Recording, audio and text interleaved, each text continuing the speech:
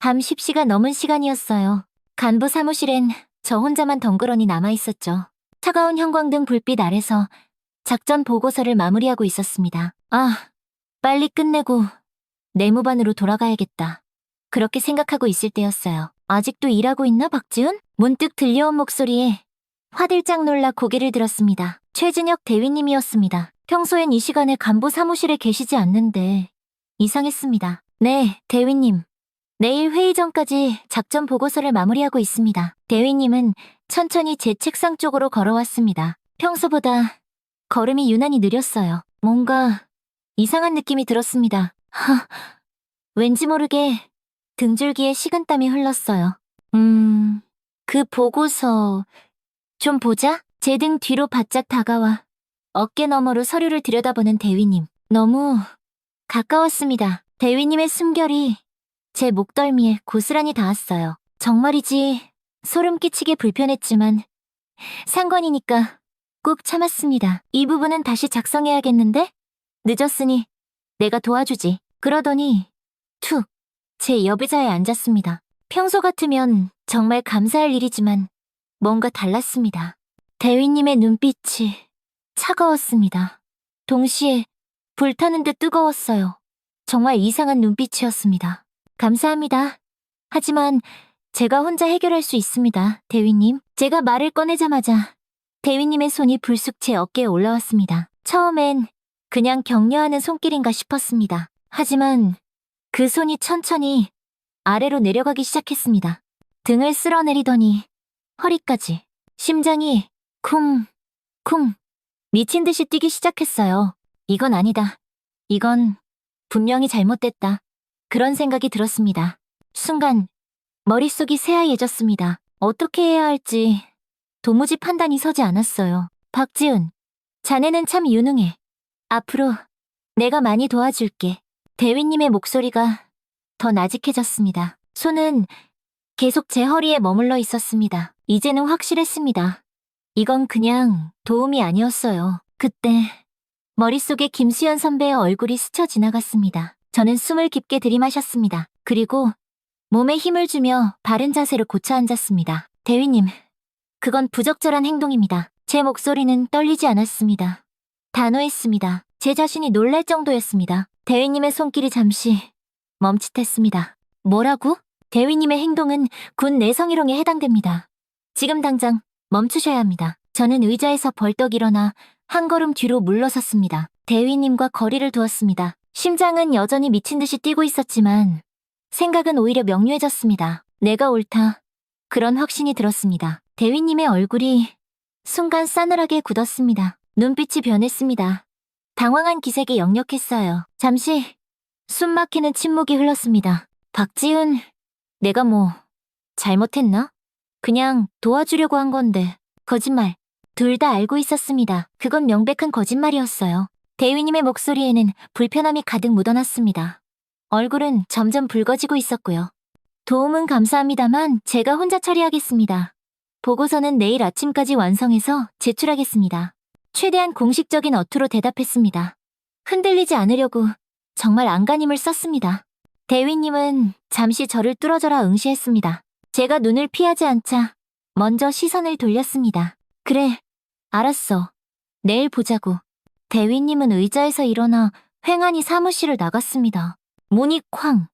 닫히자마자 다리에 힘이 풀렸습니다. 의자에 털썩 주저앉았습니다. 심장이 너무 빨리 뛰어 숨이 가빴습니다. 이게 맞는 건가? 내가 너무 예민하게 반응한 건 아닐까? 그런 생각도 아주 잠시 들었습니다. 하지만 아니었습니다. 분명히 그건 부적절한 행동이었습니다. 절대로 참아서는 안 되는 일이었습니다. 김수현 선배도 그랬을 테니까요. 선배가 겪었던 끔찍한 일이 제게도 일어나고 있다는 게 믿기지 않았습니다. 주변을 둘러봤습니다. 사무실은 다시 아무 일 없었다는 듯 고요해졌습니다. 하지만 제 마음은 이제 더 이상 고요하지 않았습니다. 무언가가 시작되었다는 느낌이 들었습니다. 그리고 이건 끝이 아니라 시작일 뿐이라는 예감이 들었습니다. 보고서를 마저 작성하려 했지만 도저히 집중이 되지 않았습니다. 오늘은 여기까지만 하고 내일 일찍 와서 마무리해야겠다고 생각했습니다. 파일을 저장하고 컴퓨터를 종료했습니다. 가방을 챙기며 깊은 한숨을 내쉬었습니다. 그날 밤 여군 내무반으로 돌아가는 길은 평소보다 훨씬 길게 느껴졌습니다. 발걸음은 천근만근 무거웠고 머릿속은 터질듯이 복잡했습니다. 이제 어떻게 해야 할지, 내일 대위님을 마주하면 어떻게 행동해야 할지 아무런 답도 없었습니다. 그때는 몰랐습니다. 이 일이 앞으로 제 군 생활을 완전히 바꿔놓을 거라는 것을요. 다음날 아침 출근길은 그야말로 지옥 같았습니다. 여느 때처럼 새벽 5시 30분 여명이 막 밝아올 무렵이었습니다. 부대는 이미 분주하게 살아 움직이고 있었습니다. 눈을 비비며 일어나는 병사들, 우렁찬 구령소리, 군화가 땅을 밟는 소리, 늘 듣던 익숙한 소리들이었지만 오늘은 모든 게 다르게 느껴졌습니다. 사무실에 들어서자마자 느꼈습니다. 뭔가 달라졌다는 걸요. 다른 장교들이 저를 보는 눈빛이 싸늘했습니다. 제가 인사를 건네도 시선을 피하거나 짧게 대답하고는 고개를 돌려버렸습니다. 대체 무슨 일이 있었던 걸까요? 박지은, 중대장실로 와. 복도 끝에서 최진혁 대위님의 목소리가 들렸습니다. 어제의 일이 떠올라 심장이 다시 쿵쾅거렸습니다. 대위님의 사무실로 향했습니다. 네, 대위님. 부르셨습니까? 어젯밤 보고서는 다 끝냈나? 네. 지금 제출하겠습니다. 대위님의 표정은 얼음장처럼 차가웠습니다. 어제와는 완전히 다른 사람 같았어요. 다 끝났다고? 제가 내민 보고서를 휙 받아든 대위님. 잠시 훑어보더니 책상 위에 툭 던지듯 올려놓았습니다. 이게 뭐야? 내가 말한 대로 정리한 거 맞아? 하지만 대위님, 지시하신 내용을 모두 담았습니다. 충분하지 않아. 전부 다시 작성해. 오늘까지 다시 제출해. 그리고 작전계획 분석 문서도 같이 제출해. 지난번 작성한 건 형식이 맞지 않아. 말도 안 돼. 그 문서는 이미 지난주에 승인받은 문서였습니다. 대위님도 잘했다고 칭찬하셨던 문서였어요. 대위님, 그 문서는 이미 승인. 내가 형식이 맞지 않다고 했잖아. 다시 작성해. 대위님의 목소리가 사무실이 떠나가라 높아졌습니다. 밖에 있는 사람들까지 모두 들었을 겁니다. 제 얼굴이 불타는 것처럼 화끈거렸습니다. 창피해서 죽고 싶었습니다. 네, 알겠습니다. 그날부터 악몽이 시작되었습니다. 매일 도저히 불가능한 업무량이 폭탄처럼 쏟아졌습니다. 하루에 보고서 3개를 작성하라는 지시, 이미 완료된 작업을 아무런 이유 없이 다시 하라는 명령. 밤샘 근무는 일상이 되었습니다. 일주일이 지났습니다. 그날 연대 회의에서 있었던 일은 아직도 어제 일처럼 생생합니다. 다음은 전술훈련 평가 결과입니다. 대위님이 프로젝터로 자료를 띄우며 말했습니다. 모든 장교들이 모인 자리였습니다. 특히 박지은 소위가 담당한 3소대의 성과가 눈에 띄게 저조합니다. 모두의 시선이 저에게로 날아와 비수처럼 꽂혔습니다. 당황스러웠습니다. 대위님은 코웃음을 쳤습니다. 여군은 역시 이 정도밖에 못하나? 회의실에 와하하 웃음소리가 터져나왔습니다. 제 얼굴은 새빨개졌습니다. 목까지 뜨겁게 화끈거렸어요. 비웃음 소리가 귓가에서 계속 메아리 쳤습니다. 그날 이후로 저는 부대에서 점점 더 고립되기 시작했습니다. 중요한 회의에는 초대받지 못했습니다. 야외 훈련에서도 배제되었습니다. 여군이라 힘들 테니까 라는 어이없는 핑계였습니다. 식당에서도 혼자 밥을 먹는 날이 많아졌습니다. 처음엔 그냥 우연인 줄 알았습니다. 하지만 점점 의도적이라는 걸 알게 되었습니다. 대위님은 다른 장교들에게 저와 거리를 두라고 은근히 압력을 넣고 있었습니다. 이준서 대위님이 어느 날 몰래 다가와 알려주었습니다. 박소희, 조심해. 최 대위가 너에 대해 안 좋은 얘기를 엄청 퍼뜨리고 있어. 뭔가 개인적인 감정이 있는 것 같아. 개인적인 감정이라 그분은 몰랐을 테지요. 제가 최 대위의 성추행을 거부했다는 사실을요. 그러던 어느 날 밤이었습니다. 또다시 밤늦게까지 사무실에 남아 일하고 있었습니다. 사무실에는 저 혼자뿐이었습니다. 시계는 밤 11시를 가리키고 있었죠. 끽! 문이 열리는 소리가 들렸습니다. 고개를 들어보니 최 대위였습니다. 또 시작이구나. 아직도 일하고 있나, 박지은? 첫날과 똑같은 말투였습니다. 하지만 이번에는 눈빛이 훨씬 더 날카로웠습니다. 더 위험했습니다. 네, 대위님이 지시하신 보고서를 마무리하고 있습니다. 최대한 담담하게 대답했습니다. 대위님은 천천히 제 책상으로 다가왔습니다. 다시 그 숨막히는 거리감. 너무 가까웠습니다. 요새 힘들지? 내가 시킨 일이 많긴 하지. 비아냥거리는 어조였습니다. 대위님의 미소가 악마처럼 무섭게 느껴졌습니다. 이제 알겠지? 나를 거부하면 어떻게 되는지. 부대에서 아주 매장당하고 싶어? 직설적이었습니다. 너무나 노골적이었습니다. 그동안의 모든 괴롭힘이 의도적이었음을 스스로 인정하는 말이었습니다. 대위님, 제가 무슨 잘못을 했습니까? 잘못? 넌 날 무시했어. 그게 잘못이지. 대위님은 책상에 손을 짚고 제게 더 가까이 다가왔습니다. 숨이 턱 막혔습니다. 넌 아직 어리고 경험이 부족해.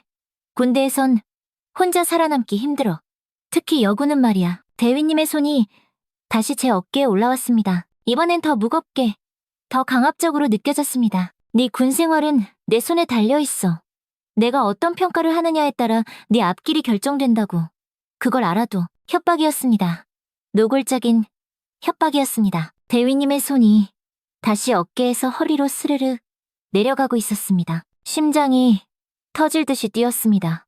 두려웠습니다. 하지만 동시에 분노가 치밀어 올랐습니다. 이 사람은 내가 누군지 모를 겁니다. 제가 박동진 사단장의 딸이라는 사실을요. 저는 일부러 그 사실을 숨겼습니다.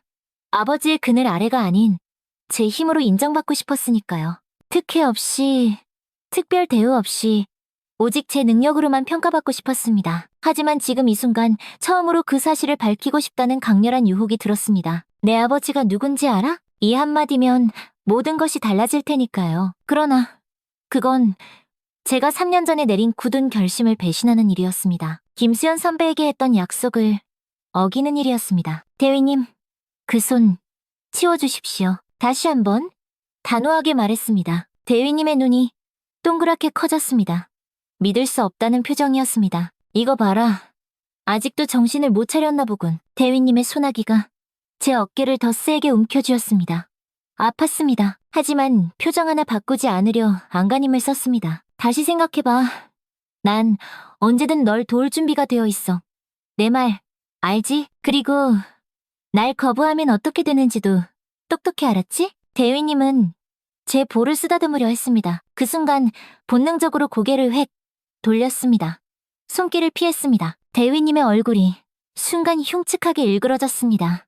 분노가 가득한 표정이었습니다. 순간 김수현 선배가 떠올랐습니다. 그리고 결심했습니다. 증거를 확보하자. 아버지의 도움 없이 내 스스로 이 문제를 해결하자. 이 지긋지긋한 군대 내 성희롱 문제를 뿌리 뽑자. 그리고 저는 대위님 몰래 핸드폰의 녹음 버튼을 눌렀습니다. 결정적인 증거를 확보하기 위해서요. 누군가는 이 상황에 대해 이렇게 말할지도 모릅니다. 아니, 아버지가 사단장인데 그냥 밝히면 되는 거 아니야? 하지만 그건 너무 단순한 생각입니다. 지금 당장은 잠잠해지겠죠? 하지만 똑같은 문제가 결국 또다시 반복될 겁니다. 마치 3년 전 그 사건처럼요. 지금으로부터 4년 전 제가 사관학교에 처음 들어갔을 때의 일입니다.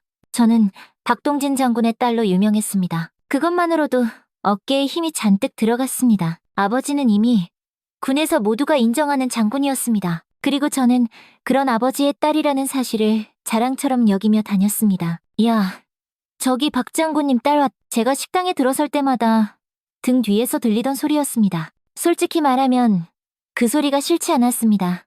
오히려 은근히 즐겼던 것 같아요. 사관학교는 힘든 곳이었지만 박 장군 딸이라는 이름표가 든든한 보호막이 되어줄 테니까요. 훈련이 힘들 때면 아버지 덕분에 좀 봐주겠지? 라는 생각도 했고, 공부가 힘들 때도 어차피 졸업하면 좋은 보직 받겠지 라는 안일한 마음도 있었습니다. 지금 생각하면 정말 부끄러운 일입니다. 그러던 어느 날 김수현 선배를 만났습니다. 4학년 생도였던 김 선배는 생도 대표였습니다. 딱 봐도 범상치 않은 사람이었어요. 늘 규율을 칼같이 지키고 다른 생도들에게도 무척 엄격했습니다. 처음 마주쳤을 때부터 달랐습니다. 다른 사람들은 제게 박 장군 따님이라고 부르며 특별 대우를 할 때 김 선배는 절 그냥 박생도라고 불렀습니다. 오히려 다른 생도들보다 더 엄격하게 대했습니다. 박생도, 제복 단추가 하나 풀렸네. 벌점 5점이야. 하지만 선배님, 다른 생도들도 장군 따님이시면 더 모범을 보여야 하는 거 아닌가? 다른 생도들 핑계대지 말고 그땐 정말 화가 났습니다. 불공평하다고 생각했어요. 지금 생각해보면 그때 김 선배가 저를 진짜 군인으로 대해준 첫사람이었던 거죠. 변화의 계기는 갑자기 찾아왔습니다. 체력 평가가 있던 날입니다. 5km 달리기, 팔굽혀펴기, 윗몸 일으키기. 모든 종목에서 기준 점수를 넘겨야 했습니다. 저는 자신이 있었습니다. 고등학교 때도 운동은 꽤 잘했으니까요. 하지만 사관학교의 기준은 차원이 달랐습니다. 특히 5km 달리기가 문제였습니다. 중간에 숨이 턱까지 차올라 더 이상 뛸 수가 없었습니다. 쯔쯔, 박 장군 딸이 고작 이 정도밖에 못하네. 역시 백으로 들어온 거 아니야? 체력도 안 되는데 어떻게 군인이 되려고. 주변에서 수근거리는 소리가 들렸습니다. 창피했습니다. 화가 났습니다. 그리고 두려웠습니다. 그날 밤 모두가 잠든 시간에 몰래 훈련장으로 나갔습니다. 가방을 싸서요. 사관학교를 떠나려고 했습니다. 나는 여기에 맞지 않아. 다들 날 백으로 들어왔다고 생각해. 훈련장 벤치에 앉아 엉엉 울고 있었습니다. 그때였습니다. 그렇게 쉽게 포기할 거야? 뒤를 돌아보니 김수현 선배가 서 있었습니다. 당황스러웠습니다. 선배는 저처럼 훈련복 차림이었습니다. 선배님, 저는 도망치려고 힘들어서. 선배의 목소리는 얼음장처럼 차가웠습니다. 하지만 눈빛은 달랐습니다. 이상하게도 차갑지 않았어요. 전 여기에 맞지 않습니다. 다들 겉으로는 절 잘 대해주지만 뒤에서는 아버지 백 때문에 들어왔다고 무시한다고요? 그럼 증명해봐. 네가 실력으로 들어왔다는 걸. 어떻게 해요? 지금부터 시작해. 나랑 같이 훈련하자. 매일 밤 이 시간에 아무도 모르게 네가 정말로 여기 있을 자격이 있는지 스스로 증명할 때까지. 선배의 제안은 전혀 예상 밖이었습니다. 위로나 동정이 아니었습니다. 도전이었습니다. 설마 저희 아버지 때문에 저를 도와주시는 건가요? 김 선배는 잠시 침묵했습니다. 그리고 말했습니다. 네 아버지가 누군지는 중요하지 않아. 네가 누구인지가 중요해. 네가 어떤 군인이 될 것인지. 그게 중요한 거야. 그 말이 제 인생을 바꿨습니다. 그날부터 매일 밤 우리는 몰래 훈련장에서 만났습니다. 달리기, 근력 운동, 전술 공부까지.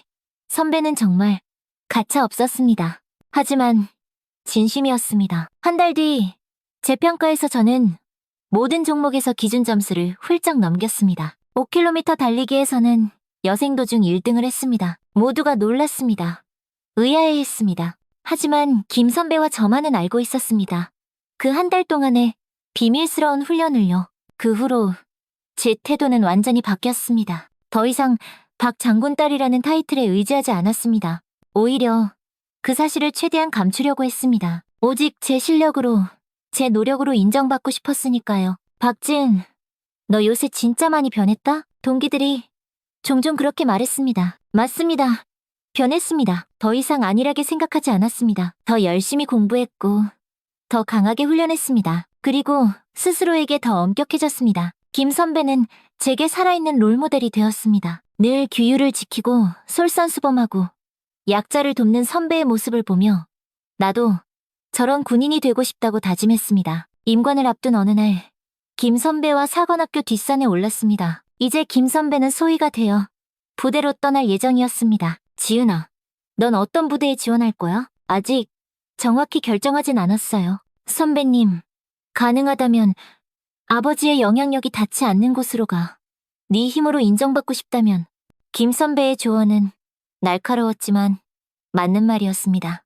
네, 그럴게요. 가능한 한 최전방으로 지원할 거예요. 그래, 좋은 생각이야. 그리고 약속 하나 할까? 무슨 약속인데요?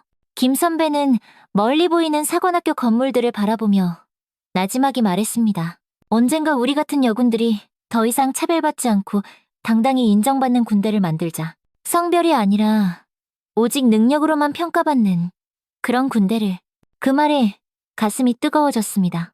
처음으로 군인이 된다는 것이 자랑스럽게 느껴졌습니다. 네, 약속해요 선배님. 사관학교 마지막 날 우리는 함께 사진을 찍었습니다. 그 사진을 항상 지갑에 넣고 다녔습니다. 제 인생의 전환점을 잊지 않기 위해서요. 하지만 김 선배가 소희가 되어 떠난 후 제 인생을 송두리째 바꿀 끔찍한 사건이 일어났습니다. 김 선배와는 그 뒤에도 자주 연락했습니다. 오늘은 부대에서 첫 작전 회의에 참석했어. 너무 긴장돼서 말 한마디 제대로 못했다니까. 어제는 소대원들이랑 야간 행군을 했어. 죽을 만큼 힘들었지만 정말 보람찼어. 김 선배의 메시지는 늘 활기가 넘쳤습니다. 진짜 군인이 된 자부심이 글자 하나하나에서 느껴졌습니다. 저도 기대에 부풀었습니다. 언니, 저는 아직 3개월이나 남았어요. 빨리 졸업해서 언니처럼 멋진 군인이 되고 싶어요. 그래, 곧 나도 소희가 되어서 만나요. 그때 같이 술 한잔해요, 언니. 그렇게 즐거운 대화가 오갔습니다. 그러던 어느 날이었습니다. 갑자기 김 선배의 메시지가 뚝 끊겼습니다. 처음에는 바빠서 그런가 보다 하고 대수롭지 않게 생각했습니다. 군대 생활이 다 그렇지 않습니까? 특히 갓 임관한 소위는 눈코 뜰 새 없이 바쁠 테니까요. 하지만 일주일이 지나도 2주일이 지나도 답장이 없었습니다. 언니, 요새 많이 바쁜가 봐요? 별일 없이 잘 지내고 있죠? 점점 걱정이 커졌습니다. 뭔가 잘못됐다는 불길한 느낌이 들었습니다. 하지만 사관학교 생도 신분으로는 할 수 있는 게 아무것도 없었습니다. 그렇게 답 없는 메시지만 하염없이 쌓여갔습니다. 한 달, 2달, 그러던 어느 날 아침이었습니다. 동기인 정다솜 생도가 창백하게 질린 얼굴로 제게 다가왔습니다. 지은아, 혹시 김수현 선배 알지? 알지. 왜 그래? 그게 김수현 소희가 자살했대. 순간 세상이 무너지는 기분이었습니다. 귀에서 윙 하는 이명이 들렸습니다. 다리에 힘이 풀려 주저앉을 뻔했습니다. 뭐라고? 그럴 리가 없어. 언니가 왜? 어제 발견됐대. 부대 숙소에서 말도 안 됐습니다. 김수현 선배가 그렇게 강인하고 의지가 강했던 그 사람이 자살이라니요? 도저히 믿을 수 없었습니다. 즉시 장례식장으로 향했습니다. 장례식장은 이상할 만큼 한산했습니다. 군 관계자 몇 명과 가족들 뿐이었습니다. 김 선배의 어머니는 넋을 잃은 채 계속 우셨습니다. 아버지는 굳은 표정으로 말이 없으셨고요. 박지은 양이죠? 김 선배의 어머니께서 제게 말을 걸어오셨습니다. 눈가는 퉁퉁 부어 있었습니다. 네, 저는 박지은입니다. 사관학교에서 김 선배님과 가깝게 지냈습니다. 우리 수연이가 자네를 참 좋아했나 봐요. 지은이 얘기를 참 많이 했어요. 그 말에 참았던 눈물이 왈칵 쏟아졌습니다. 김 선배가 저를 그렇게 생각해줬다니 더 이상 말을 잇지 못했습니다. 장례식이 끝나고 저는 김 선배의 개인 물품을 정리하는 것을 도와드렸습니다. 부대에서 가져온 짐은 생각보다 많지 않았습니다. 군복 몇 벌, 책 몇 권, 사진첩, 그때였습니다. 김 선배의 룸메이트였다는 윤채원 씨가 제게 다가왔습니다. 혹시 박지은 생도죠? 네, 맞습니다. 이거 수연 언니 책상 서랍에서 발견했어요. 지은이에게라고 적혀 있더라고요. 언니가 보내려 했던 것 같아요. 하얀 봉투를 받아들었습니다. 앞면에는 깔끔한 글씨로 사랑하는 내 동생 지은이에게 라고 적혀 있었습니다. 아직 임관도 하지 않은 저를 동생이라고 불러준 것이 왠지 모르게 마음을 아프게 했습니다. 감사합니다. 장례식장을 나와 조용한 공원 벤치에 앉았습니다. 떨리는 손으로 봉투를 열었습니다. 안에는 한 장의 편지지가 들어있었습니다.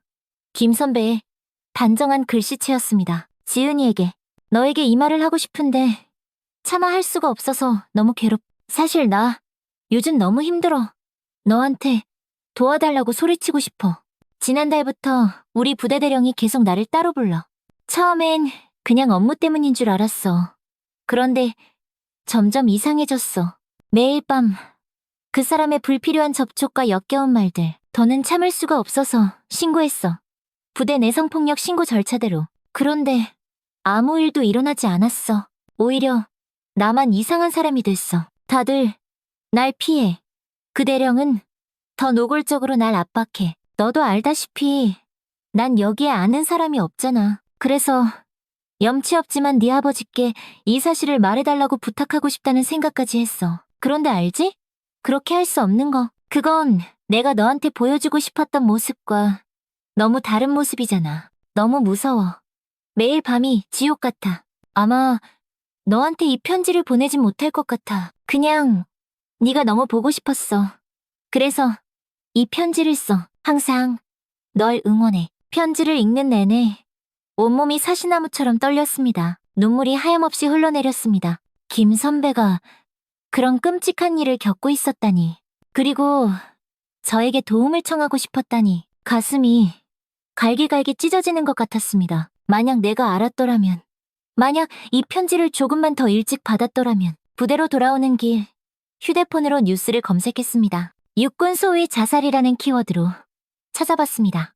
하지만 놀랍게도 단 한 줄의 기사도 나오지 않았습니다. 김수현 선배의 죽음은 그저 뉴스거리조차 되지 않았습니다. 김 선배를 성추행한 한상민 대령의 이름을 검색했습니다. 몇몇 기사가 나왔지만 모두 군 행사에 참석한 소식뿐이었습니다. 어떤 징계나 조사에 관한 내용은 전혀 없었습니다. 그렇게 김 선배의 사건은 철저히 묻혀버렸습니다. 마치 아무 일도 없었던 것처럼, 마치 김수현 소희라는 사람이 애초에 존재하지 않았던 것처럼. 사관학교로 돌아와 며칠을 뜬 눈으로 울었습니다.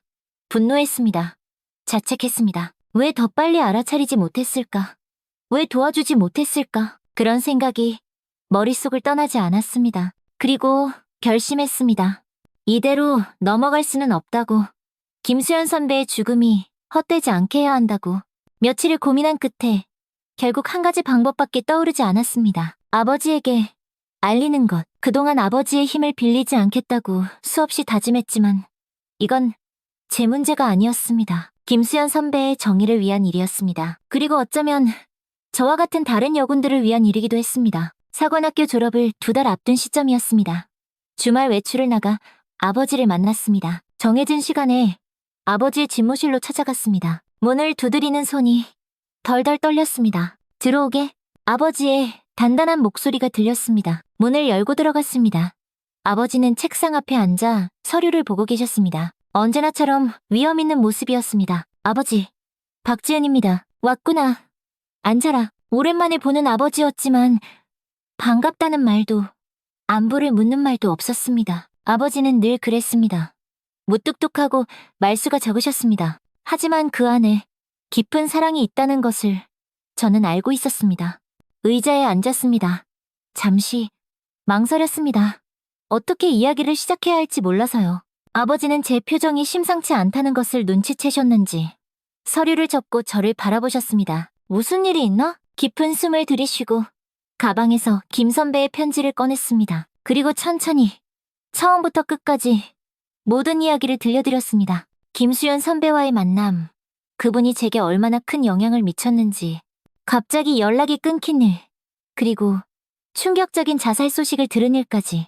마지막으로 피 묻은 것 같은 편지를 아버지께 건넸습니다. 아버지, 이건 군인으로서도 인간으로서도 절대로 용납할 수 없는 일입니다. 목소리가 파르르 떨렸습니다.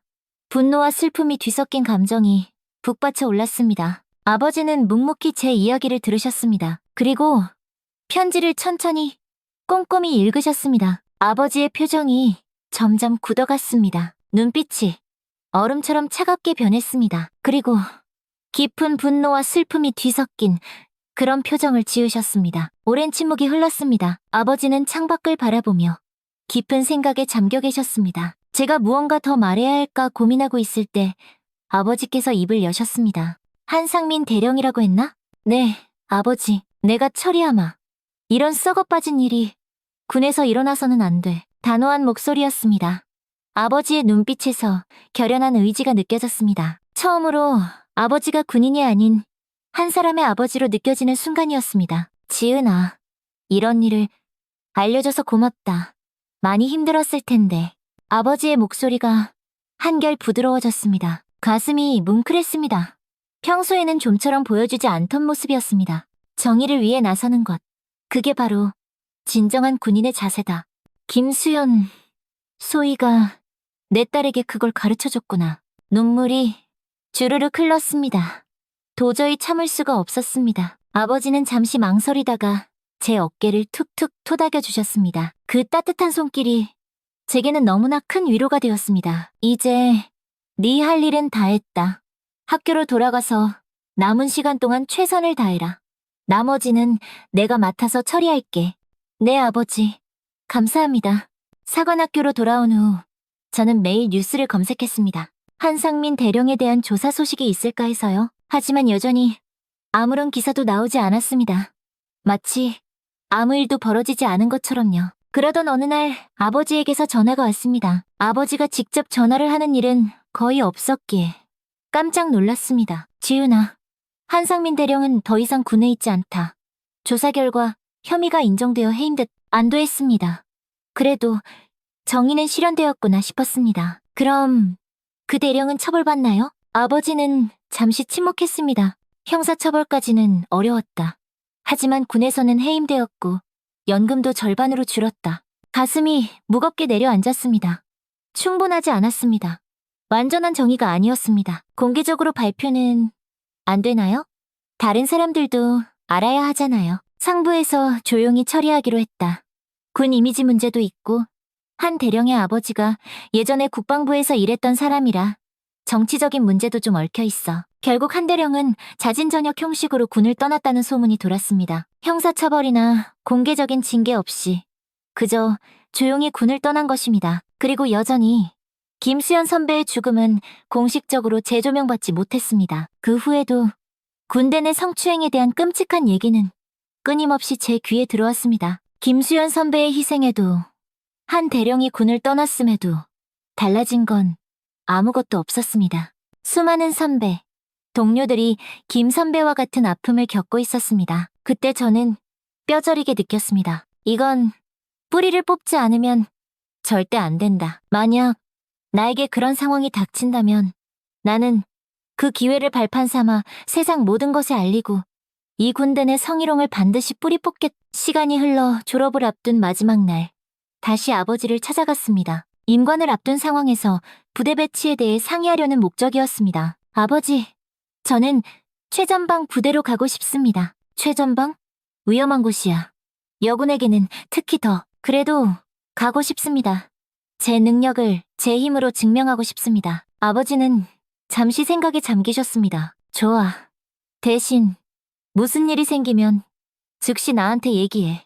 알았지? 저는 그 말을 듣고 아버지에게 말했습니다. 아버지, 지난번에도 말씀드렸듯이 저는 아버지의 딸이라는 정체를 숨기고 싶습니다. 사단장의 딸이 아닌 박지은 그 자체로 능력을 인정받고 싶습니다. 그게 김수현 선배와 한 마지막 약속입니다. 아버지는 당황한 듯 보였지만 이내 자랑스러운 표정으로 말했습니다. 멋지다 우리 딸. 하지만 만약 무슨 일이 생기면 그땐 꼭 얘기해야 해.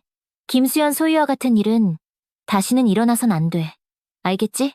네, 약속합니다. 그렇게 저는 최전방 부대에 배치되었습니다. 박동진 소장의 딸이라는 사실을 아무에게도 알리지 않은 채로요. 어쩌면 그때부터 저는 이미 준비하고 있었는지도 모릅니다. 언젠가 반드시 마주하게 될 불의에 맞서 싸울 준비를요. 그리고 시간이 흘러 최진혁 대위를 만나게 된 겁니다. 그는 지금 바로 제 앞에서 저를 성추행하고 있습니다. 저는 이 기회를 놓치지 않고 휴대폰을 꺼내 녹음 앱을 실행했습니다. 빨간 녹음 버튼을 누르고 휴대폰을 제 복상이 왼쪽 주머니에 슬쩍 넣었습니다. 작전 계획 관련해서 논의할 게 있으셨다고 하지 않으셨습니까? 지금 이 행동은 다른 의도가 있어 보이십니다. 최대한 담담하게 대답했습니다. 최 대위는 씩 웃으며 천천히 제게 다가왔습니다. 사실 작전 계획은 핑계였어. 널 좀 보고 싶어서. 말을 하면서 점점 더 가까이 다가왔습니다. 본능적으로 한 걸음 물러섰습니다. 대위님, 무슨 말씀이신지 아직도 모르겠어? 내가 뭘 원하는지. 대위님의 목소리가 끈적하게 낮아졌습니다. 더 가까이 다가와 제 어깨에 손을 턱 올렸습니다. 그동안보다 훨씬 더 노골적이었습니다. 난 네가 마음에 들어. 처음 봤을 때부터. 근데 넌 계속 날 밀어내지. 손이 제 어깨에서 팔로 그리고 스르륵 허리로 내려갔습니다. 숨이 막혔습니다. 공포와 분노가 동시에 밀려왔습니다. 대위님, 그만하세요. 이건 명백한 성추행입니다. 단호하게 소리쳤습니다. 하지만 대위님은 멈추지 않았습니다. 성추행? 에이, 그냥 친한 동료 사이의 스킨십이잖아. 너무 예민하게 굴지 마. 아니요. 이건 스킨십이 아닙니다. 당장 손 치우세요. 대위님의 표정이 순간 흉하게 일그러졌습니다. 화가 난 듯 했습니다. 하지만 곧 다시 비릿한 미소를 지었습니다. 더 위험한 미소였습니다. 박소희, 네 군 생활은 내 손에 달려있어. 알지? 위협이었습니다. 노골적인 협박이었습니다. 바로 그 순간 제 주머니에서 희미한 불빛이 새어나왔습니다. 녹음 중인 휴대폰에 작은 표시등이었습니다. 대위님의 시선이 그 불빛에 그대로 꽂혔습니다. 이게 뭐지? 제 대답을 기다리지도 않고 대위님은 제 주머니에 손을 넣어 휴대폰을 낚아챘습니다. 화면을 보는 순간 대위님의 얼굴색이 흑빛으로 변했습니다. 녹음 중이라는 표시가 화면에 선명하게 나타나 있었으니까요. 너 지금 뭐 하는 거야? 날 함정에 빠뜨리려고? 대위님의 목소리가 공포와 분노로 떨렸습니다. 이런 미친 짓을 하다니. 대위님은 휴대폰을 내려다보더니 갑자기 바닥에 미친 듯이 내던져버렸습니다. 쾅! 하는 굉음과 함께 휴대폰은 산산조각이 났고 배터리가 튕겨져 나갔습니다. 넌 내가 누군지 정말 모르는 모양이군. 대위님의 목소리가 살기 어리게 변했습니다. 눈빛도 달라졌습니다. 더 이상 욕망이 아닌 순수한 분노만이 남아있었습니다. 여단장, 김영철 준장이 내 장인이라는 걸 몰랐나 보지? 내가 이걸 가지고 어디에 가든 아무도 네 말을 들어주지 않을 거다. 여단장 한마디면 내 평가서는 그냥 쓰레기통으로 가는 거야. 내 군 생활은 그걸로 끝이야. 알겠어? 대위님의 말 한마디가 칼처럼 날카로웠습니다. 그래도 이건 잘못된 일입니다. 잘못? 내까짓 게 감히 나를 판단해? 넌 이제 끝났어, 박지은. 내일부터 넌 그 순간 정말 예상치 못한 일이 벌어졌습니다. 벌컥 갑자기 사무실 문이 열리며 누군가 들어왔습니다. 정재훈 원사님이었습니다. 죄송합니다, 대위님. 긴급 보고서가 들어왔습니다. 원사님의 목소리는 평소와 같이 차분했지만 눈빛은 달랐습니다. 무언가를 알고 있는 듯한 이건 의도적인 개입이라는 느낌이 들었습니다. 대위님은 당혹스러운 표정을 감추지 못했습니다. 원사님이 언제부터 문 밖에 있었는지, 무엇을 들었는지 알 수 없었을 테니까요. 아니, 지금 무슨 정말 죄송합니다만 사단에서 내려온 긴급 지시입니다. 박지은 소위님이 꼭 필요합니다. 원사님은 단호했습니다. 그리고 저를 바라보며 눈짓했습니다. 빨리 나가자는 신호였습니다. 네, 당장 가겠습니다.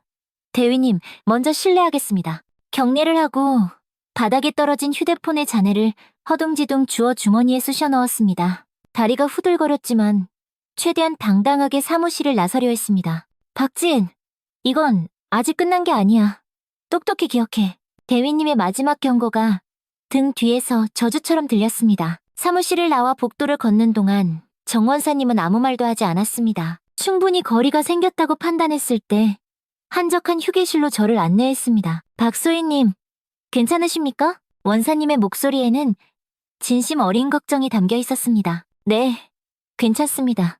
원사님, 도와주셔서 정말 감사합니다. 깨진 휴대폰을 꺼내 테이블 위에 올려놓았습니다. 화면은 완전히 금이가 있었고 배터리도 분리되어 더 이상 작동하지 않았습니다. 제가 우연히 지나가다 고함 소리를 들었습니다. 뭔가 이상해서요. 원사님은 말을 아꼈지만 상황을 어느 정도 파악했다는 것을 알 수 있었습니다. 박소희님, 조심하셔야 합니다. 최대위는 아주 위험한 사람입니다. 네, 이미 잘 알고 있습니다. 그래서 증거를 모으고 있었습니다. 그분의 장인이 여단장이라. 원사님은 걱정스러운 표정으로 말끝을 흐렸습니다.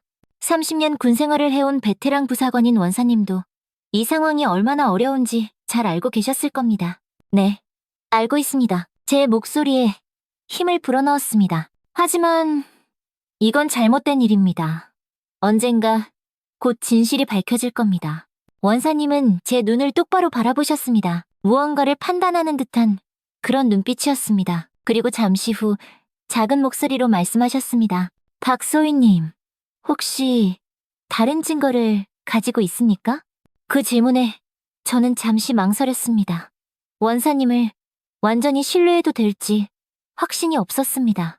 하지만 지금 제게 도움의 손길을 내민 유일한 사람이었습니다. 사실 이 휴대폰에 있는 녹음 파일이 유일한 증거였습니다. 하지만 이제는 원사님은 깊은 생각에 잠겼습니다. 그리고 조심스럽게 말을 이어갔습니다. 박소희님, 이런 일은 혼자 싸우기 정말 힘듭니다. 도움이 필요하시면 언제든지 제게 말씀하세요. 감사합니다, 원사님. 원사님은 잠시 망설이다가 덧붙였습니다. 그리고 혹시 모르니 그 휴대폰 잘 보관하세요. 데이터 복구 전문가가 있으면 녹음 파일을 살릴 수도 있을 겁니다. 그 말에 작은 희망의 불씨가 피어올랐습니다. 맞습니다. 아직 모든 것이 끝난 건 아니었습니다. 배터리가 분리되고 화면이 깨졌을 뿐 내부 메모리는 무사할 수도 있었습니다. 정말 감사합니다, 원사님. 원사님은 부드럽게 미소 지으셨습니다. 박소희님은 정말 용기 있는 분이십니다. 하지만 부디 조심하세요. 최대위가 무슨 짓을 할지 모릅니다. 그 말에 등골이 오싹해졌습니다. 하지만 이미 알고 있었습니다. 이것은 시작에 불과하다는 것을요. 네, 주의하겠습니다. 그날 밤 여군 내무반으로 돌아오는 길은 더 어둡고 캄캄했습니다. 하지만 제 마음속 결의는 그 어느 때보다 더 단단해졌습니다. 이번에는 절대로 포기하지 않겠다고, 끝까지 싸우겠다고 다짐했습니다. 깨진 휴대폰을 바라보며 생각했습니다. 이것이 끝이 아니라 시작이라고. 그날 이후 최대위의 보복은 즉각적이고 노골적이었습니다. 훈련, 업무, 모든 것이 상상 이상으로 많아졌습니다. 더 심각한 것은 대위의 영향력이 다른 동료들에게까지 미치기 시작했다는 점이었습니다. 점심시간 식당에 들어서자 평소 함께하던 테이블에 있던 다른 소대장들이 제 눈을 피했습니다. 그리고 제가 다가가자 모두 약속이나 한 듯 자리에서 일어나 다른 테이블로 옮겨갔습니다. 최대위가 다른 장교들에게 저와 거리를 두라고 지시한 것입니다. 어느새 저는 부대에서 완전히 투명인간처럼 고립되어 있었습니다. 이해했습니다.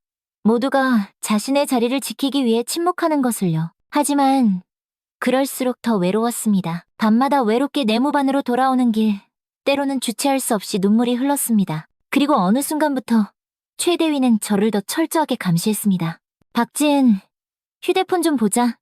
보안 점검이야. 보안 점검이라는 명목이었지만 실제로는 제가 다시 증거를 모으고 있는지 확인하려는 비열한 의도였습니다. 비밀번호. 뭐야? 그건 지금 당장 말해. 명령이다. 최대위는 제 휴대폰을 샅샅이 뒤졌습니다. 통화 기록, 메시지, 사진첩까지. 다행히 아무것도 발견하지 못했습니다. 그 휴대폰에는 정말 아무것도 없었으니까요. 매일 통화 기록과 메시지 내역을 보고하도록, 더 이상 개인적인 통화도 메시지도 자유롭게 할 수 없게 되었습니다. 모든 것이 감시받고 있었습니다. 그렇게 지옥 같은 2주가 지났습니다. 신체적으로나 정신적으로나 완전히 너덜너덜해져 있었습니다. 하지만 포기하지 않았습니다. 왜냐하면 드디어 제 손에 증거가 들어왔기 때문입니다. 최대위에게 휴대폰을 빼앗기고 파손되었을 때 저는 즉시 데이터 복구센터에 갔습니다. 시간이 좀 걸렸지만 최대위가 저에게 했던 모든 만행과 협박이 담긴 증거들을 전부 복구할 수 있었습니다. 그동안 피를 토하는 심정으로 참아왔던 게 드디어 결실을 맺을 순간이 온 것입니다. 이제 제가 나설 차례였습니다. 그러던 어느 날 아침 부대에 특별한 소식이 전해졌습니다. 새로운 사단장님이 부임한다는 소식이었습니다. 박동진 소장님이 오신대. 엄청 엄격하고 원칙주의자라던데. 들었어. 예전에 있던 부대에서도 군기를 바짝 세웠다고 하더라. 아이고, 이제 편한 날은 다 갔구만. 바짝 긴장해야겠어. 이 소식을 들으며 제 가슴이 뛰었습니다. 사실 저는 이미 한 달 전부터 알고 있던 소식이었습니다. 정기 인사 발령으로 아버지가 우리 사단의 새 사단장으로 오신다는 것은 군 내부에서는 공공연한 비밀이었습니다. 그리고 저는 그 소식을 듣자마자 계획을 세웠습니다. 일주일 전 복구했던 최대위의 성추행 관련 자료를 정리해서 아버지께 보냈습니다. 아버지, 그동안 제가 모은 자료입니다. 메시지와 함께 증거를 보낸 뒤 아버지로부터 짧은 답장을 받았습니다. 고맙다. 고생 많았어. 곧 갈게. 다음 날 아침, 부대는 평소보다 더 일찍 움직이기 시작했습니다. 새 사단장 부임식이 있는 날이었으니까요. 모든 장병들은 제복을 단정히 차려입고 사열대에 정렬했습니다. 십시정각 검은색 승용차가 사단본부 앞에 위풍당당하게 도착했습니다. 차에서 내리는 아버지를 멀리서 바라봤습니다. 여전히 위엄있고 당당한 모습이었습니다. 부임식 동안 아버지와 제 시선이 딱 한 번 마주쳤습니다. 아주 짧은 순간이었지만 저는 아버지의 눈빛에서 강한 확신을 읽을 수 있었습니다. 부임식이 끝나고 모두 각자의 위치로 돌아갔습니다. 전체적으로 부대는 긴장된 분위기였지만 저는 오히려 안도감이 들었습니다. 오랜 고통이 끝날 날이 머지않았다는 예감이 들었기 때문입니다. 그런데 오후 3시경 예상대로 일이 벌어졌습니다. 연대 본부에서 전화가 왔습니다. 최진혁 대위님 계십니까? 사단장님께서 지금 바로 뵙자고 하십니다. 연대 전화병의 목소리였습니다. 저는 그 소식을 들은 즉시 마음이 덜컥 내려앉았습니다. 드디어 시작되는구나. 최 대위는 전화를 받고 비열한 미소를 지었습니다. 오히려 기대감에 차 보였습니다. 사단장님이 첫날부터 나를 찾으시다니. 장인어른께서 벌써 말씀을 드렸나 보군. 대위는 제게 잠시 의미심장한 눈빛을 보냈습니다. 마치 보라, 이게 내 힘이다라고 말하는 듯한 역겨운 표정이었습니다. 박지은, 이제 내가 사단장님께 네 얘기를 잘 좀 드려야겠군.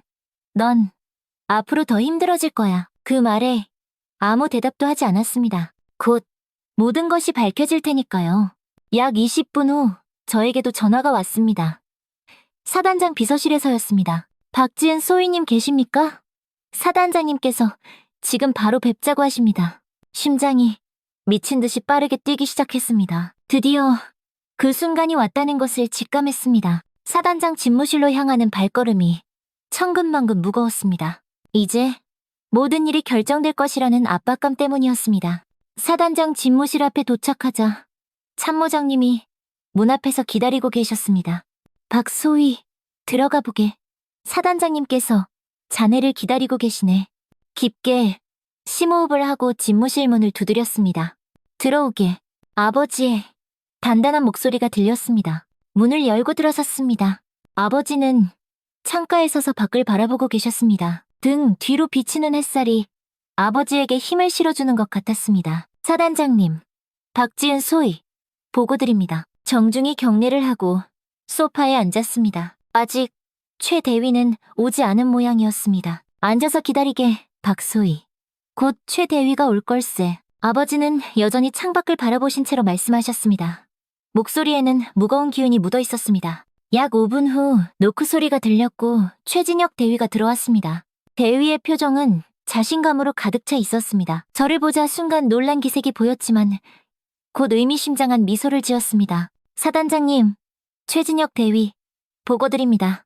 완벽한 차렷 자세로 우렁차게 경례를 올리는 최 대위. 아버지는 여전히 등을 돌린 채로 아무런 응답이 없으셨습니다. 최 대위는 저를 힐끗 바라보며 아주 작게 속삭였습니다. 그래 박지은, 이게 나의 영향력이야. 대위는 제가 여기 있는 이유가 사단장이 저를 꾸짖기 위해서라고 생각한 모양이었습니다. 자신의 장인인 여단장이 사단장에게 저에 대해 아주 나쁘게 말했을 거라고 확신하는 듯했습니다. 숨막히는 침묵이 흘렀습니다.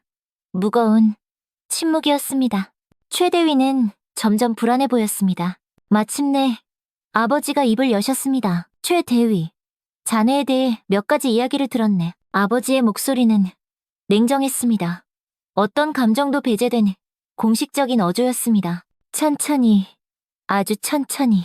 아버지는 몸을 돌리셨습니다. 그리고 우리와 마주하셨습니다. 최 대위의 얼굴에 잠시 번졌던 미소가 아버지의 얼음장 같은 눈빛을 보고 그대로 굳어졌습니다. 박지은 소위가 몇 가지 심각한 문제를 제기했네. 최 대위의 표정이 순식간에 변했습니다. 자신감에 차있던 얼굴이 새하얗게 질렸습니다. 눈이 믿을 수 없다는 듯 커지고 입이 살짝 벌어졌습니다. 당황스러움이 역력했습니다. 무슨 말씀이신지. 대위는 말을 더듬었습니다. 저를 힐끗 바라보았지만 이제 그 눈빛은 조금 전과 완전히 달랐습니다. 당혹감과 분노가 뒤섞여 있었습니다. 사단장님, 박지은 소희가 무슨 말을 했는지 모르겠지만 그건 전부 오해입니다. 아마도 업무 스트레스 때문에 생긴 사소한 오해일 겁니다. 최대위는 최대한 침착하게 말하려 했었지만 목소리가 염소처럼 떨리고 있었습니다. 아버지는 책상 앞으로 걸어오셔서 노트북 화면을 돌려 우리에게 보여주셨습니다. 박소희가 제출한 증거들이라네. 화면에는 여러 개의 오디오 파일과 문서들이 열려 있었습니다. 모두 제가 피눈물을 흘리며 수집한 증거들이었습니다. 아버지는 파일 하나를 클릭하셨습니다. 그러자 최진혁 대위의 목소리가 사무실에 생생하게 울려 퍼졌습니다. 넌 내가 누군지 정말 모르는 모양이군. 여단장 김영철 준장이 내 장인이라는 걸 몰랐나? 그러니까 내가 하는 말 잘 들어. 최 대위의 얼굴이 시체처럼 하얗게 변했습니다. 자신의 목소리가 이렇게 선명하게 녹음되어 있다는 사실에 완전히 충격받은 모양이었습니다. 거기에 자네가 박소희를 감시하고 괴롭힌 내용까지 모두 기록되어 있네. 이런 행동들이 우리 군대에서 용납될 수 있다고 생각하나? 아버지의 목소리가 점차 높아졌습니다.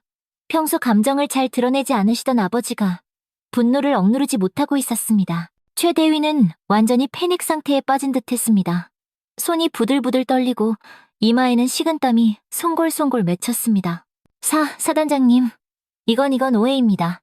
그리고 제 장인어른께서 아버지는 손을 들어 그의 말을 가로막으셨습니다. 이미 김 준장에게도 이 자료를 모두 보냈네. 지금쯤 전부 살펴보고 있을 걸세. 최 대위의 얼굴에서 마지막 희망의 빛마저 사라지는 것이 보였습니다. 하지만 아버지의 다음 말에 그의 표정은 완전히 얼어붙었습니다. 그리고 자네가 그토록 괴롭혔던 박지은 소희, 내 딸일세.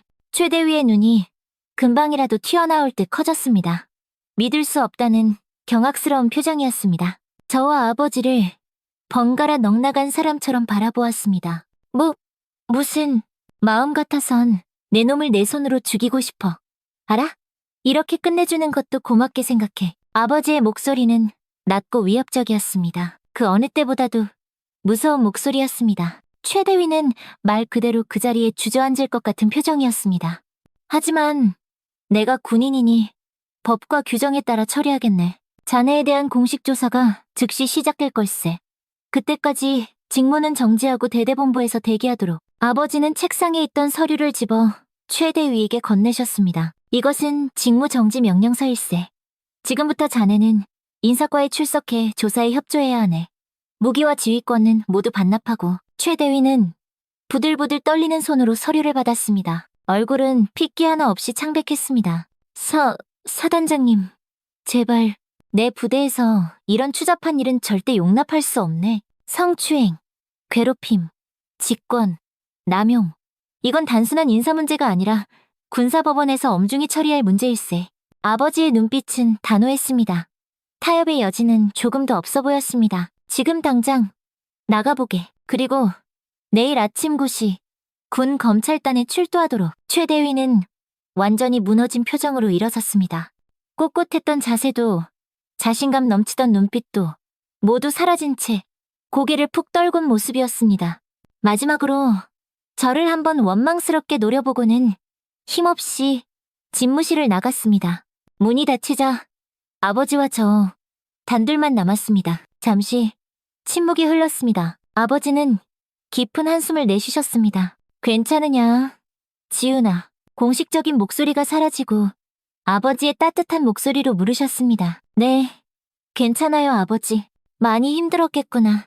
아버지의 목소리에는 미안함이 묻어 있었습니다. 평소 감정 표현이 서툰 아버지였지만 그날만큼은 진심 어린 걱정이 얼굴에 고스란히 드러나 있었습니다. 제가 혼자 해결하고 싶어 했는데 도와주셔서 감사해요. 아니야, 네가 해결한 거야. 네가 그 힘든 시간을 버텨내고 수집한 증거로 해결된 거니까. 아버지는 잠시 부드러운 미소를 지으셨습니다. 그리고 다시 진지한 표정으로 돌아오셨습니다. 최 대위는 이제 그냥 넘어가지 않을 거다. 군사법원에 회부될 거고 다른 피해자들도 있었는지 철저히 조사할 예정이야. 이 일이 끝날 때까지 좀 힘들 수도 있다. 괜찮아요, 아버지. 준비됐어요. 처음으로 아버지와 제가 같은 편에 서서 무언가를 함께 해결했다는 느낌이 들었습니다. 우리 사이에 항상 존재했던 보이지 않는 거리감이 조금은 좁혀진 것 같았습니다. 자랑스럽다, 내 딸. 아버지의 그 한마디에 눈물이 왈칵 쏟아질 뻔했습니다. 하지만 꼭 참았습니다. 아직 군인으로서 제가 해야 할 일이 남아 있었으니까요. 이제 돌아가 봐. 용기를 잃지 말고. 네, 아버지. 감사합니다. 경례를 올리고 집무실을 나왔습니다. 복도를 걸으며 깊은 숨을 내쉬었습니다. 마침내 악몽 같던 나날이 끝나가고 있다는 안도감과 함께 이제 새로운 싸움이 시작될 것이라는 긴장감도 느껴졌습니다. 그날 이후 사건은 급속도로 진전되었습니다. 제가 수집한 증거들이 군 내부 수사팀에 공식 제출되었고 최대위에 대한 본격적인 조사가 시작되었습니다. 놀라운 일은 그 다음에 일어났습니다. 첫 번째 조사 결과가 발표되자마자 다른 피해자들이 하나, 둘씩 나타나기 시작한 것입니다. 제가 알던 것보다 훨씬 더 많은 여군들이 최 대위에게 유사한 성추행과 괴롭힘을 당했던 것으로 밝혀졌습니다. 김미영 중위님이 가장 먼저 용기를 내셨습니다. 평소 조용하고 소극적이었던 그녀가 사단본부를 직접 찾아와 증언한 것입니다. 박지은 소위님이 그렇게 용기를 내는 걸 보고 저도 더 이상 침묵할 수 없었어요. 저도 2년 전부터 최 대위에게 비슷한 일을 당했습니다. 이어서 송지영 하사도 나섰습니다. 그동안 최 대위의 압박에 공개적으로 저를 지지하지 못했던 그녀는 눈물을 펑펑 흘리며 자신의 경험을 털어놓았습니다. 소희님, 정말 죄송해요. 도와드리고 싶었는데 너무 무서웠어요. 최 대위가 저한테도 이렇게 수많은 증언이 산처럼 쌓여가면서 최 대위의 상황은 점점 악화되었습니다. 한 명이 아닌 여러 명의 피해자와 목격자들의 증언이 모이자 더 이상 부인할 수 없는 상황이 되었습니다. 한 달 후 군사법원의 판결이 내려졌습니다. 최진혁 대위는 성추행, 직권남용, 강요 등의 혐의로 유죄 판결을 받았습니다. 강제전역과 함께 실형을 선고받았습니다. 군인으로서의 그의 경력은 완전히 끝이 났습니다. 사건의 파장은 우리 부대를 넘어 군 전체로 확산되었습니다.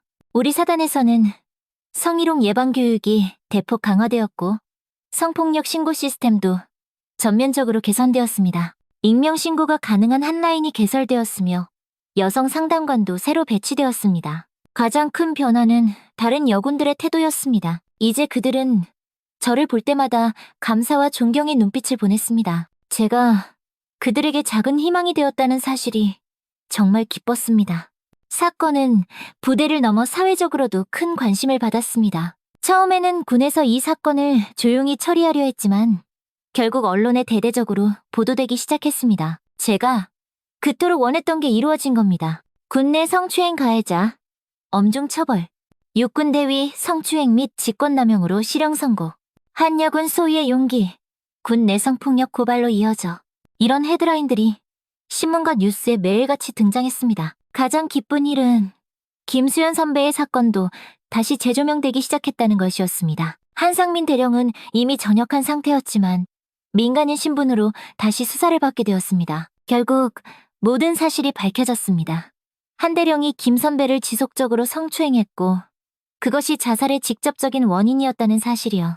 비록 너무나 뒤늦은 정의였지만 적어도 김수현 선배의 명예는 회복되었습니다. 변화는 거기서 그치지 않았습니다. 우리 사단은 군 내 성폭력 근절을 위한 시범부대로 지정되었습니다. 여성 인권 보호 정책이 강화되었고 고위 장교들을 대상으로 한 특별 인권 교육도 실시되었습니다. 아버지는 이 모든 변화의 중심에 계셨습니다. 아버지와 저는 여전히 공식적으로는 사단장과 소위의 관계를 유지했지만 서로에 대한 이해와 존경은 그 어느 때보다 더 깊어졌습니다. 어느 날 아버지가 저를 집무실로 부르셨습니다. 지은아, 한 가지 제안이 있다. 무슨 일이신가요? 사단장님, 우리 사단에 여군 인권 담당관 자리를 신설하려고 한다. 네가 맡아주었으면 하는데. 놀라웠습니다. 소위 계급으로 그런 중요한 보직을 맡는 것은 정말 이례적인 일이었습니다. 하지만 제가 경험이 부족하고 네가 직접 경험했고 또 해결했잖아. 다른 여군들에게 가장 좋은 조언자가 될 수 있을 거야. 잠시 고민했지만 이내 결심했습니다. 이것이 제가 할 수 있는 가장 의미 있는 일이라고 생각했기 때문입니다. 감사합니다. 최선을 다하겠습니다. 그렇게 저는 사단여군 인권 담당관이라는 새로운 임무를 맡게 되었습니다. 이제 제 사무실 문을 두드리는 여군들이 점점 늘어났습니다. 그들의 이야기를 들어주고 도움을 주고 때로는 함께 울기도 했습니다. 누구도 더 이상 혼자 싸우지 않도록 하겠습니다. 이것이 제 새로운 다짐이 되었습니다. 김수현 선배와의 약속을 지키기 위한 또 다른 방법이었습니다. 변화는 천천히, 하지만 확실하게 일어나고 있었습니다. 완벽하지는 않았지만 적어도 과거보다는 나아지고 있었습니다. 그리고 그 변화의 중심에 제가 있다는 사실이 자랑스러웠습니다. 이제 더 이상 박 장군의 딸이 아닌 그저 박지은 소유로서 인정받고 있다는 사실이 제게 가장 큰 성취감을 주었습니다. 아버지의 그늘이 아닌 제 스스로의 빛으로 당당히 서 있을 수 있게 된 것이었습니다. 그리고 시간이 흘러 저는 김수현 선배의 묘소를 찾아갔습니다. 맑게 갠 가을 하늘 아래 고요한 공원 묘지에 선배의 묘비가 있었습니다. 묘비 앞에 무릎을 꿇고 국화꽃 한 다발을 올렸습니다. 그리고 지갑에서 늘 간직하던 낡은 사진과 편지를 꺼내 조심스럽게 놓았습니다. 언니, 약속 지켰어요. 비록 많이 늦었지만 목소리가 떨렸습니다. 바람이 살랑 불어 편지 끝자락을 가볍게 흔들었습니다. 한대령이 마침내 처벌받게 됐어요. 언니의 사건도 재조사되었고 진실이 전부 밝혀졌어요. 이제 언니의 명예가 회복됐어요. 묘비 앞에 앉아 오랫동안 이야기했습니다. 그동안 있었던 일들, 최대위와의 끔찍했던 싸움, 그리고 조금씩 변화하기 시작한 군 문화에 대해 말을 하면서 마음이 조금씩 가벼워지는 것을 느꼈습니다. 언니가 없었다면 저도 없었을 거예요. 언니가 제게 가르쳐준 용기와 정의감이 저를 여기까지 이끌었어요. 마지막으로 묘비의 손을 얹고 작별 인사를 했습니다. 이제 편히 쉬세요, 언니. 나머지는 제가 계속할게요. 아직 가야 할 길이 멀다는 것을 알고 있습니다. 군대의 문화를 바꾸는 일, 뿌리 깊은 편견과 관행을 변화시키는 일은 결코 쉽지 않을 것입니다. 하지만 이제 더 이상 저는 혼자가 아닙니다. 제 곁엔 아버지가 계시고 정재훈 원사님이 계시고 새롭게 용기를 낸 수많은 동료들이 그리고 김수현 선배의 정신이 항상 함께하고 있으니까요. 그렇게 새로운 아침을 맞이할 준비가 되어 있었습니다. 더 나은 군대, 더 나은 세상을 향한 첫걸음을 이제 막 내디딘 것입니다.